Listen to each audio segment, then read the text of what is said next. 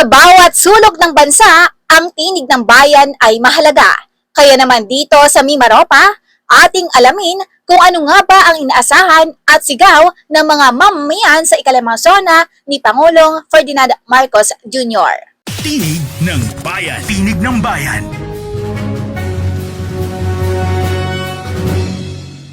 Isa po sa inaasahan o inaabangan natin sa State of the Nation address ng Pangulong Bongbong Marcos ay sana na mabalangkas nila ng maayos yung minimum wage ng bawat rehiyon dito sa Pilipinas. Dahil sa patuloy pong pagtaas ng presyo ng ating mga bilihin, bigas, delata, kuryente, at maging sa gasolina, no?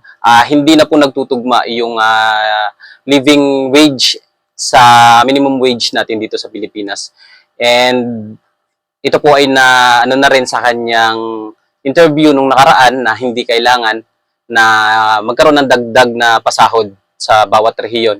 Ngunit hindi na nga po nagtutugma yung minimum wage natin dahil sa patuloy na pagtaas ng mga bilihin. Kaya sana po sa darating na SONA ay isa ito sa maging topic niya upang mabalangkas ng maayos at maaprubahan dahil marami naghihirap na empleyado dito sa Pilipinas. Sana po ay matuldukan na ang flood control na pinoproblema ng buong Pilipino, katulad sa nangyari sa kasalukuyan.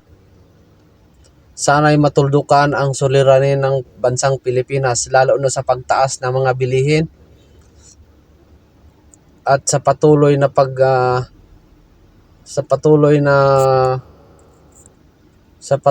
problema ng mga kapatid nating magsasaka. Sana ay matuldukan ang problema ng bansa. Sa papalapit na SONA 2026, makinig, makiusisa at makialam. Mula sa Tinig ng Mimaropa, ako, si Lori Di Navarro para sa SONA 2026, The Radio Filipino Special Coverage. Tinig ng Bayan. Tinig ng Bayan.